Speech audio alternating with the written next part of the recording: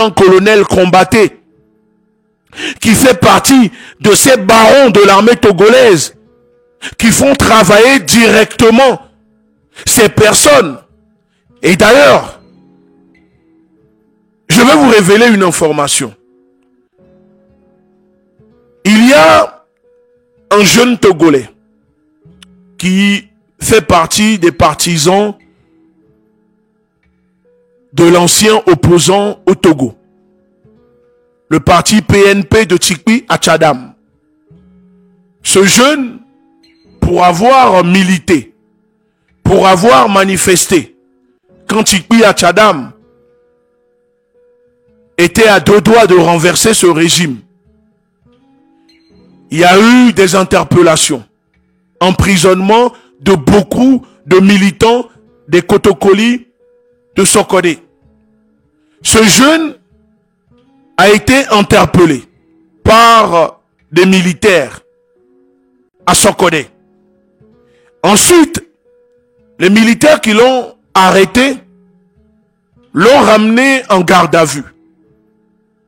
Le jeune ne comprenait pas pourquoi il a été arrêté puisque ces manifestations se sont déroulées des années auparavant. Quand les militaires l'arrêtent, les militaires lui disent: nous savons qui vous êtes. Nous savons ce que vous avez fait. Nous savons que vous êtes partisan militant de PNP, de Tchikwi Atchadam. Alors si vous souhaitez qu'on puisse vous remettre en liberté, il va falloir travailler pour nous. Il va falloir travailler pour le régime, pour les services togolais. Le jeune demande, c'est-à-dire, qu'est-ce que je dois faire? Ils disent à cette personne: il faut nous donner le nom de tes camarades au sein du parti de PNP qui ont participé ou qui dénoncent le régime sur les réseaux à travers des publications. À partir de maintenant, tu deviendras indique pour nous, pour le service, pour traquer et arrêter les membres du parti de Tchikwi Atchadam qui dénoncent le régime actuel au Togo. Puisque le jeune, ce monsieur qui est un père de famille avec des enfants, sait que la seule chose, la seule solution pour lui de retrouver la liberté est de coopérer. Il réfléchit. 24 heures après, dans le commissariat, dans la gendarmerie où il a été déporté, il décide d'accepter. Alors, le chef de la gendarmerie vient le voir à Sokodé, où l'événement, l'histoire se déroule, et il lui donne un téléphone. Il lui dit: à partir de maintenant, ce téléphone servira à communiquer avec vous, à nous appeler. À chaque fois qu'on t'appelle, tu as intérêt à répondre quand on a besoin de toi pour infiltrer ta communauté à Sokodé, pour nous donner des informations sur ceux qui parlent mal du régime, pour qu'on puisse les arrêter. Parce que pour les gens de Sokodé, le peuple Kotokoli, si vous n'avez pas compris que ce sont des gens arrêtés qui servent à traquer, à faire arrêter, à faire une purge des partisans de Tchikwi Atchadam, non seulement à Sokodé, mais aussi au Togo. Alors le monsieur accepte. Et le chef des gendarmes lui dit: nous avons loué une villa pour toi. À partir de maintenant, tu resteras dans cette villa avec ta femme et tes enfants.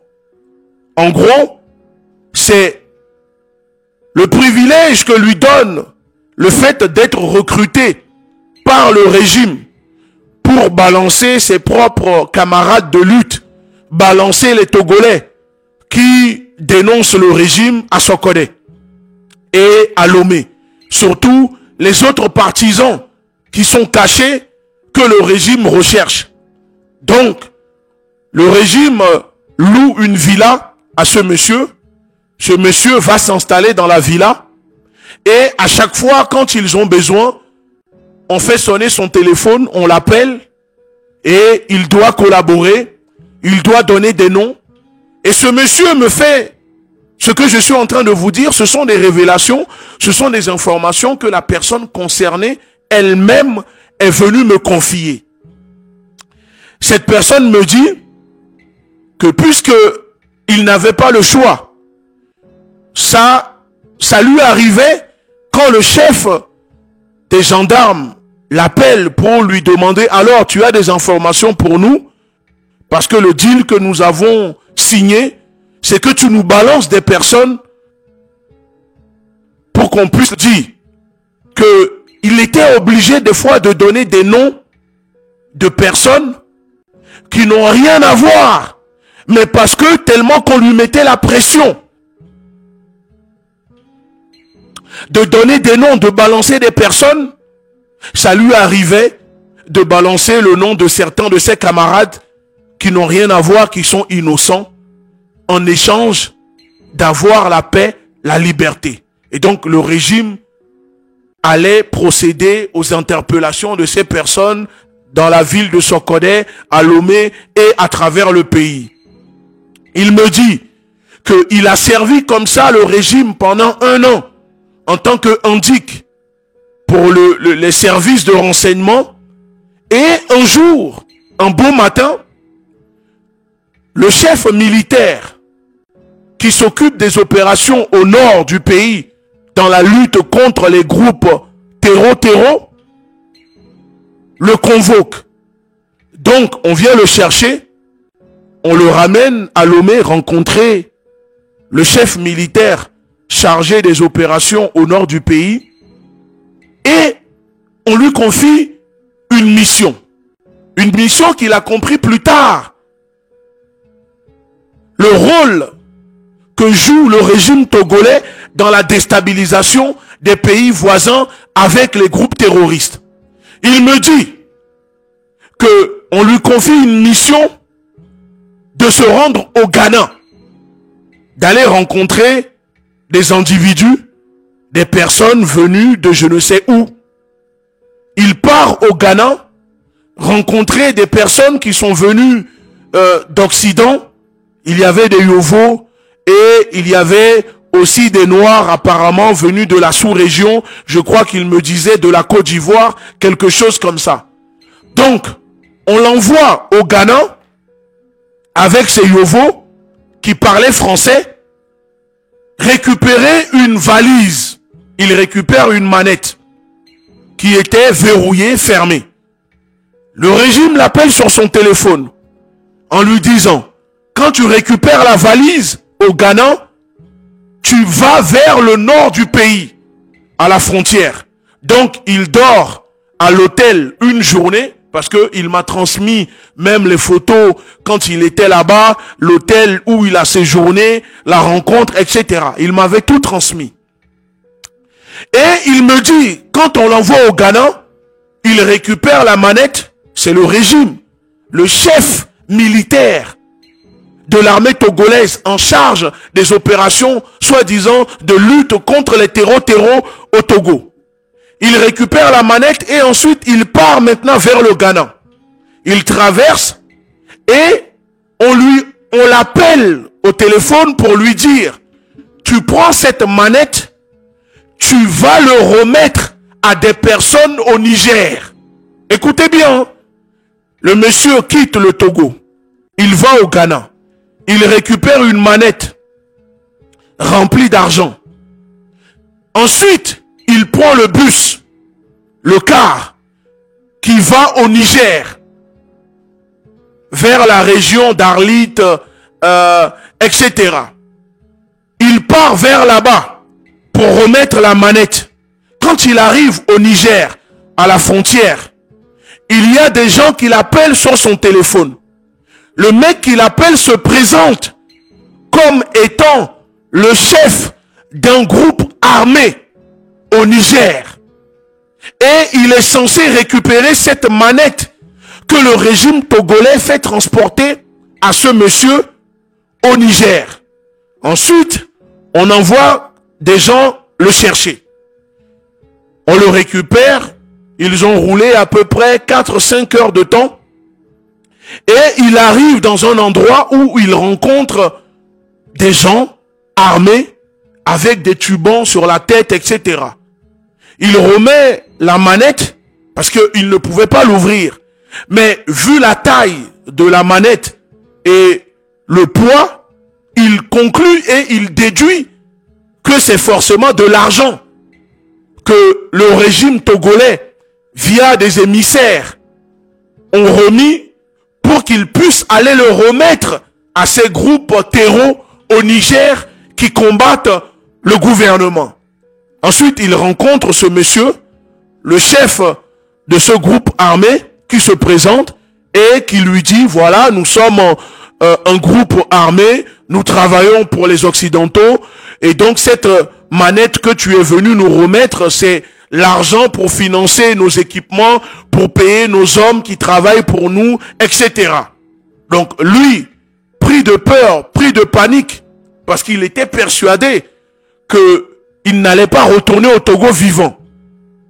Le monsieur le rassure en lui disant non, de ne pas s'inquiéter, que tout ce qui se passe ici au Niger, dans la sous-région, au Burkina, parce que ce sont ces hommes qui attaquent les positions des militaires au Niger, au Burkina et une partie du Mali. Il lui dit, nous travaillons directement pour les Occidentaux, pour la France, pour les Américains, et ceux qui nous payent, ceux qui nous remettent l'argent, c'est souvent les gouvernements du Togo, et des fois il y a aussi des personnes qui viennent directement de Côte d'Ivoire, d'Abidjan et d'autres pays, etc.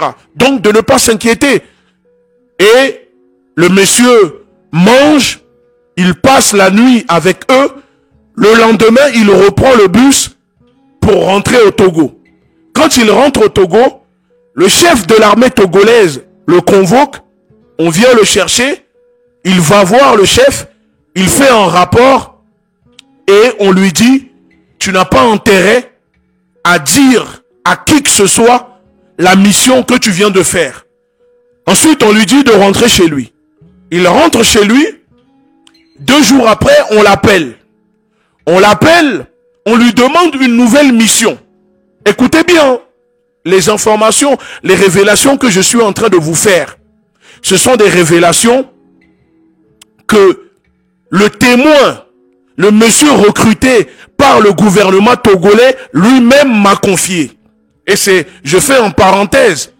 Ensuite, 2 jours après, on demande au monsieur de se rendre au nord du pays. Le chef militaire lui dit, on a besoin de toi pour aller faire des repérages dans la région des savanes. Et tu nous transmets les informations sur la position des militaires, l'heure où les militaires font le changement de garde, ce qui sort, ce qui rentre, le nombre de militaires dans les camps positionnés dans la région des savanes. Lui, puisque en échange de sa liberté, il a signé un deal pour travailler pour le régime, il n'a pas le choix, il se rend dans la région des savanes. Il reste là-bas pendant 1 semaine. Pendant 1 semaine, il collecte des informations sur les va-et-vient des militaires, l'heure où les militaires font le changement de garde, etc. 1 semaine, il collecte les informations qu'il transmet directement avec son téléphone que les services de renseignement togolais lui ont donné. Ensuite, 1 semaine après, on lui demande maintenant de retourner à Sokodé.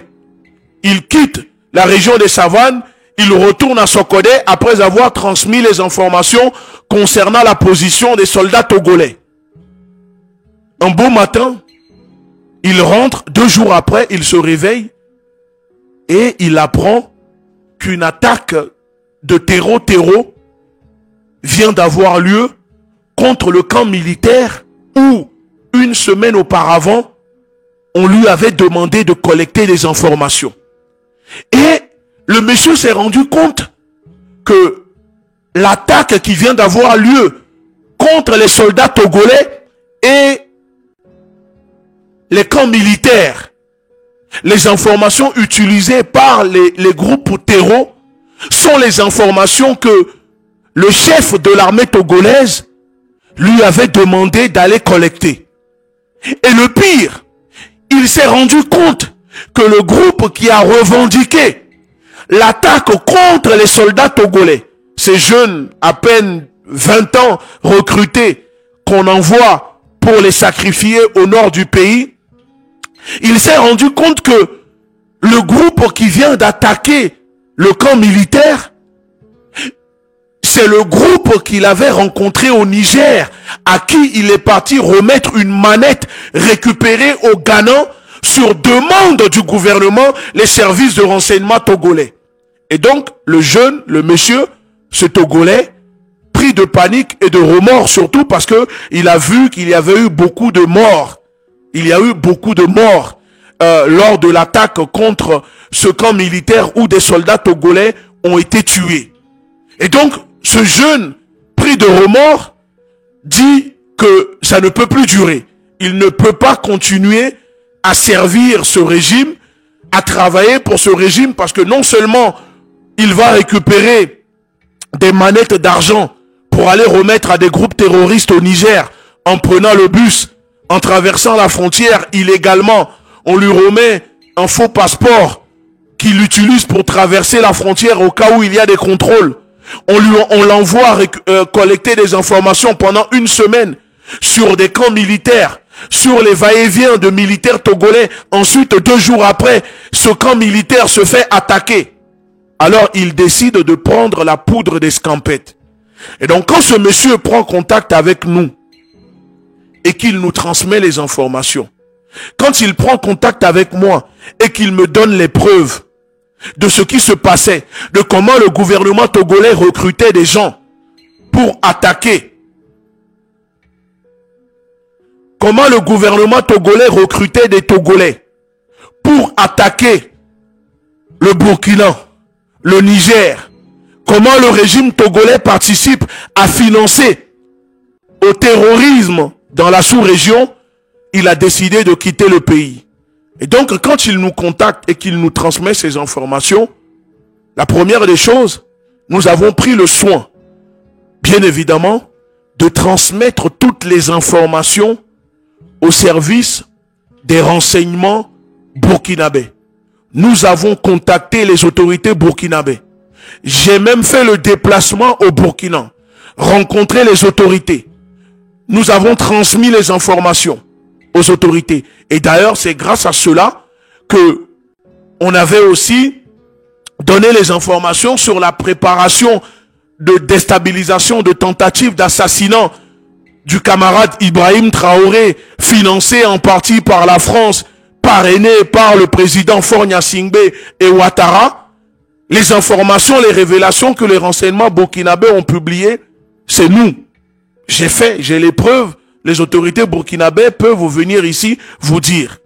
Et quand on a été au Burkina, transmis, donné les informations aux autorités burkinabées, ce qui m'avait le plus frappé, c'est le fait que une des autorités me disait, on est au courant, on sait le rôle que joue le Togo pour déstabiliser le Burkina, mais malheureusement, on ne peut pas le dire publiquement, on ne peut pas indexer Faure Gnassingbé parce que nous avons besoin de l'utilisation du port du Togo. Et c'est là où j'ai compris que ce n'est pas parce que les autorités burkinabées ne sont pas au courant de ce qui se passe au Togo, du rôle que le Togo joue dans la déstabilisation, le financement du terrorisme au Burkina et au Niger. Mais c'est parce que les autorités burkinabées ont un peu les mains liées. Alors, quand je suis rentré à Paris, à l'époque, les informations sont sorties. Le chef des services au Burkina fait une déclaration, révèle les informations, le plan, etc. Mais j'ai constaté que on a parlé de la Côte d'Ivoire, du rôle du Burkina Faso, mais on a épargné le Togo, le régime togolais. Et pourtant, l'une des personnes qui recrute directement les mercenaires pour commettre ces forfaitures au Burkina et dans la sous-région n'est rien d'autre que le colonel, le chef au corps de la garde présidentielle de Fort Gnassingbé, qui rend des comptes directement à Fort Gnassingbé, un certain colonel Aoui. Le même qui donne l'ordre de réprimer, de tuer les manifestants qui manifestent au Togo. Donc c'est pour vous dire que il y a des choses qui se passent dans la sous-région dont le Togo est directement impliqué. Alors maintenant, revenons à nos sujets. C'était vraiment en parenthèse pour vous raconter l'anecdote, l'histoire. Parce que je n'ai jamais parlé de ça, parce que les autorités burkinabés, quand on les avait rencontrés, nous avaient dit de ne pas prendre la parole, de ne rien révéler, parce que il y avait une enquête qui se déroulait pour ne pas mettre, en danger l'enquête, etc. et les personnes impliquées. Parce que quand on était même parti au Burkina, c'était même pour aider les autorités burkinabées à identifier, je dis bien, identifier certains de ces mercenaires qui sont rentrés au Burkina, qui collectaient des informations, le trajet du camarade Ibrahim Traoré pour préparer l'attaque. Et c'est pour cette raison qu'on était parti au Burkina. Donc c'est pour vous dire que l'information que je viens de vous révéler m'a été confiée directement par une personne recrutée par les services togolais qui travaillait et qui a travaillé pour eux pendant 2 ans. Donc vous imaginez bien toutes les informations collectées par cette personne. Bon, aujourd'hui cette personne n'est plus au Togo. Cette personne a fui le pays et a demandé l'asile politique dans un pays dont je ne vais pas révéler ici le nom, parce que je sais que ce régime continue de traquer cette personne, parce que quand les informations sont sorties, le régime togolais a envoyé des militaires au domicile de ce monsieur pour aller interpeller sa femme, pour questionner sa femme, pour demander où se trouvait son mari, etc. Donc, je le sais parce que je suis au courant, je suis en relation directement avec cette personne. Bref. Donc, c'est pour vous dire que quand le régime togolais aujourd'hui vient ici pour parler que nous allons traquer, que personne n'est au-dessus de la loi, eux-mêmes ne respectent pas la loi. Ce sont des gens qui ne respectent pas la loi. Ce sont des gens qui sont complices de crimes contre l'humanité, qui sont complices de barbarie, de génocide, qui torturent. Donc, messieurs Kalista Madoulba ou Kaliste Madoulba, non seulement tu déshonores la mémoire de ton frère, de ta famille, du peuple sioux, en travaillant pour ce régime, mais si tu étais un homme intègre, tu allais utiliser ces moyens que tu avais pour apporter la justice au peuple togolais, pour traquer ceux qui mettent le feu au marché de nos mamans, pour améliorer la vie quotidienne des Togolais, construire des hôpitaux, construire des routes, construire des écoles, mettre en place une politique sociale, une aide alimentaire pour les familles les plus démunies au Togo. Non, ça ne vous intéresse pas. Ce qui vous intéresse, c'est de jouir des privilèges, du confort que vous donne le pouvoir. Mais vous ne travaillez pas pour améliorer la vie du peuple togolais. Ce qui vous anime, ce n'est pas tant la justice, ce n'est pas faire appliquer la loi, non. Parce que au fond de vous, la justice, la loi, le droit, ce n'est pas votre problème. Ce qui compte, c'est faire tout possible pour maintenir ce régime nazi en place. Ce régime qui vacille en ce moment, qui tangue et qui risque de tomber dans les semaines ou les mois à venir. Donc votre rôle à vous, c'est de sortir pour intimider ou tenter d'intimider. Parce que vous avez compris que les Togolais n'ont plus peur, que grâce à la diaspora, grâce à la mobilisation de la diaspora, les Togolais sont en train de se lever. Et d'ailleurs, j'invite Le peuple togolais a se mobilisé le 16 et le 17. Le 16 et le 17, il faut encore montrer votre colère à ce régime. Vous avez vu, ils ont peur, ils sont aux abois.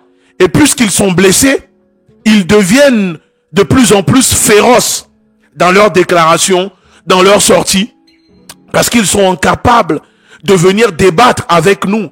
Ils sont incapables d'envoyer leur porte-parole pour débattre avec nous, d'envoyer leurs partisans pour débattre avec le M66. Pas forcément nous. Nous, on est trop au-dessus d'eux. Ne serait-ce que aller débattre avec les blogueurs, débattre avec les influenceurs. Leurs partisans sont incapables de le faire parce qu'ils n'ont pas d'arguments. Ce sont des personnes généralement dotées d'un QI inférieur à 30. Ils ont des QI d'huîtres. Ce sont des gens qui ont des difficultés cognitives, qui ne peuvent pas, qui n'ont pas de bagage intellectuel pour aller argumenter, débattre. Ils ne savent que utiliser la violence. Parce que quand ils parlent de violence, de tuer, de commettre je ne sais quoi, il est dans la projection. Il fait de la projection. Il fait de la projection. Il inverse les accusations. Parce que c'est eux qui font cela. C'est eux qui sont là-dedans. Le peuple togolais souverain ne fait que se défendre. Le peuple togolais souverain est dans l'autodéfense. Et encore, je le dis, je trouve qu'ils sont gentils avec vous. Parce qu'au Sénégal, nous avons vu les Sénégalais. On peut dire ce qu'on veut de ce peuple en disant qu'ils sont tranquilles, dans la paix, démocratie, etc. Mais quand les Togolais et quand les Sénégalais s'énervent, on a vu ce que ça a donné. Même les maisons des ministres ont été prises pour cible. Est-ce que depuis le 6 au Togo jusqu'à présent, une maison d'un ministre au Togo a été prise pour cible? Est-ce qu'un ministre au Togo a été pris pour cible? Est-ce que des Togolais ont bastonné des députés qui ont voté à modifier la Constitution? Est-ce que le siège des partis politiques au Togo qui contribuent à cette déshumanisation, cette barbarie, sont pris pour cible? Est-ce qu'un opposant au Togo a été attaqué? Non. Donc quand vous êtes là à parler d'appeler à tuer, brûler ou renverser les institutions, vous êtes un gouvernement illégitime. Vous êtes un régime illégitime, illégal. Alors de quelle institution tu fais allusion quand tu dis que on appelle à renverser les institutions? L'article 150 de la Constitution donne le droit aux Togolais d'user par tous les moyens, de toutes les forces, quand un coup d'État constitutionnel se déroule au Togo. L'article 150 donne le droit au peuple togolais d'user de la violence avec vous. C'est l'article, c'est la Constitution qui donne ce droit aux Togolais. Si tu n'es pas au courant, je t'invite à aller consulter l'article 150 de la Constitution, si je ne me trompe. Donne le droit aux Togolais de défendre leur pays, de défendre leur patrie contre toute injustice. Alors, quand tu parles de mandat d'arrêt international, etc. Enfile-toi ce mandat d'arrêt dans ton fion.